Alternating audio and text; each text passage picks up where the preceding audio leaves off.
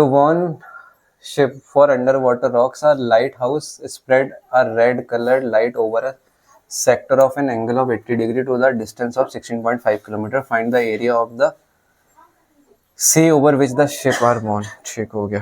तो इस क्वेश्चन में बोला है कि एक लाइट हाउस है ऐसे, ठीक है.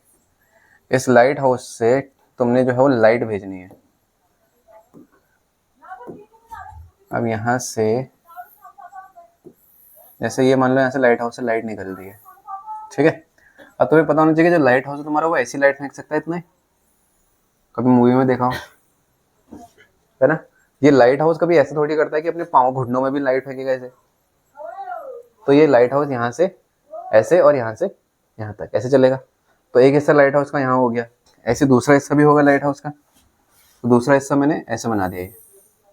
अभी कितने डिग्री के एंगल पे कह रहा वो दिखा सकता है तुम्हें ज़्यादा से ज़्यादा लाइट? 80 डिग्री. और कितनी दूरी तक फेंक सकता है? 16.5 किलोमीटर. अगर ध्यान से देखेंगे तो जब ज्वाइन होगा तो ये क्या बन जाएगा ऐसे? सेक्टर. अब हमें इसका एरिया निकालना पड़ेगा. एन एरिया ऑफ सेक्टर का फॉर्मूला होता है पाई आर. ठीक हो गया. तो हमें इसमें क्या निकालना पड़ेगा? Area of sector. और एरिया ऑफ सेक्टर का जो फॉर्मूला होता है वो होता है theta upon 360 pi r square. Theta कितना रखेंगे हम लोग? 80. पाई की वैल्यू कितनी रखेंगे? 3.14. रेडियस की वैल्यू कितनी रखी जाएगी? 16.5. और इसका क्या करेंगे हम लोग? स्क्वायर. अब जो भी आंसर आएगा वो किस में आएगा? Kilometre square. दोबारा समझो. Round table cover has a 6 equal design as shown in the figure. ठीक है, ये कोई टेबल कवर है, इसमें डिजाइन बनी हुई है, ठीक है. If the radius of the cover is 28 centimetre. अच्छा, तो सेंटर मान लेते हैं यहाँ पे. तो इस सेंटर पे जो रेडियस आएगी वो कितनी आएगी? कह रहा है 28 सेंटीमीटर की. ठीक है, ये हो गई. अब वो क्वेश्चन कह रहा है तुमसे find the cost of making the design at the rate of 0.35 पर सेंटीमीटर स्क्वायर. अच्छा, इसमें सेंटीमीटर स्क्वायर लिखा है, मतलब एरिया तो निकालना ही पड़ेगा. अब वो कह रहा है इसमें ये जो डिजाइन बनाने की खर्चा है, यह डिजाइन कोने में, इन डिजाइन बनाने का जो खर्चा है वो कितना है? 0.35 पर सेंटीमीटर स्क्वायर. तो सबसे पहला काम डिजाइन का एरिया निकाला जाए. अगर इस फिगर को ध्यान से देखा जाए, यहाँ से लेकर यहाँ नीचे तक ये फिगर कुछ ऐसा है. क्या है? ये सेक्टर है. लेकिन अगर मैं यहाँ से लाइन डाल दूँ ये कॉर्ड हो जाएगी. और डिजाइन तो नीचे बनी हुई है, मतलब डिजाइन जो है वो एक्चुअल में बनी किसके अंदर है? सेगमेंट के अंदर. माइनर सेगमेंट या सेगमेंट. अब सेगमेंट, एरिया ऑफ सेगमेंट कैसे निकलता? मैं जिसको यहाँ पे डिजाइन लिख देता हूँ. तो एरिया ऑफ डिजाइन कैसे निकलता?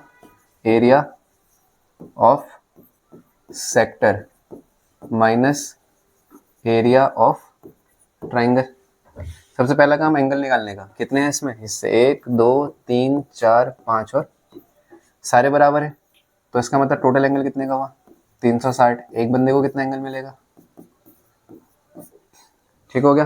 तो एक का एंगल कितना होगा? 60. अब थीटा क्या होता है? Theta upon 360 pi r square minus area of triangle क्या होता है हमारे पास. अब इसमें एंगल कितने का? 60 मतलब √3/4 साइड का स्क्वायर. ठीक हो गया. अब क्वेश्चन में लेकिन हमें पूरे डिजाइन का निकालनी है. ये तो अभी एक ही डिजाइन का निकला है, पर इसमें डिजाइन है कितनी टोटल? अगर 6 सेक्टर है तो डिजाइन भी 6 बार निकलेगी. तो इसी क्वेश्चन को हम मल्टीप्लाई किससे करवा देंगे? 6 से. जो भी आंसर आएगा वो मल्टीप्लाई होता जाएगा किससे? 6 से. ठीक है. कैलकुलेशन जब भी क्वेश्चन में करनी हो लास्ट स्टेप में करनी चाहिए, पहले नहीं करनी चाहिए कि यहाँ कैलकुलेशन करी फिर आगे दोबारा करी, बहुत लंबा टाइम लगता है. अब उसके बाद क्वेश्चन ने क्या बोला था? कॉस्ट ऑफ 1 सेंटीमीटर स्क्वायर का खर्चा कितना है? ₹0.35. अब अपने को टोटल कॉस्ट कितने की पड़ेगी? तो टोटल कॉस्ट को क्या करना पड़ेगा? टोटल एरिया मल्टीप्लाई करना पड़ेगा ₹0.35 से. अब टोटल एरिया कैसे निकला होगा? ये रहा टोटल एरिया का formula. Theta upon 360 pi r square minus √3/4 side का स्क्वायर. इसको किससे मल्टीप्लाई करा था हमने? 6 से. ये जो एरिया आएगा इसको किससे मल्टीप्लाई करेंगे? 0.35 से. अब सॉल्व करेंगे और अब बताएंगे कि कितना रुपये का खर्चा आएगा.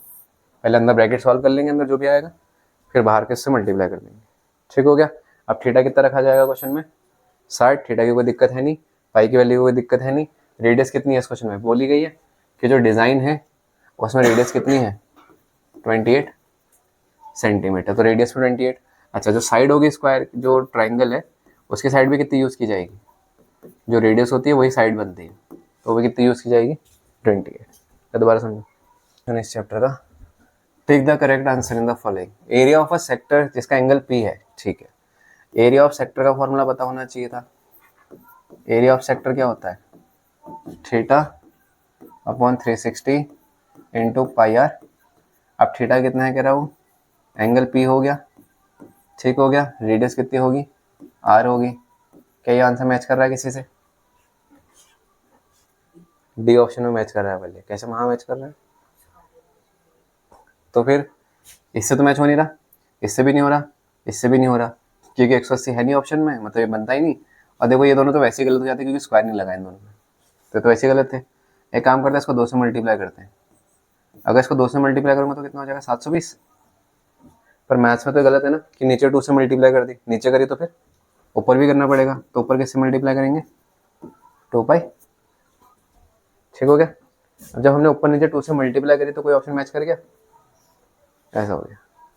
या तो ये करना या तो भैया करना, इसको 2 से काटना, कितना हो जाएगा, अब मैच कर गया p upon 360 pi r square. तो ये ऑप्शन सॉल्व करने पड़ेगा क्वेश्चन में, ठीक। हो सकता है किसी क्वेश्चन में ऐसा कहते कि ऑप्शन में 3 से मल्टीप्लाई हो रही हो, किसी में 4 से मल्टीप्लाई हो रही हो, तो थोड़ा कॉमन सेंस लगा लेना वहाँ पे कि किससे मल्टीप्लाई हो रही, तो इसका आंसर ये है।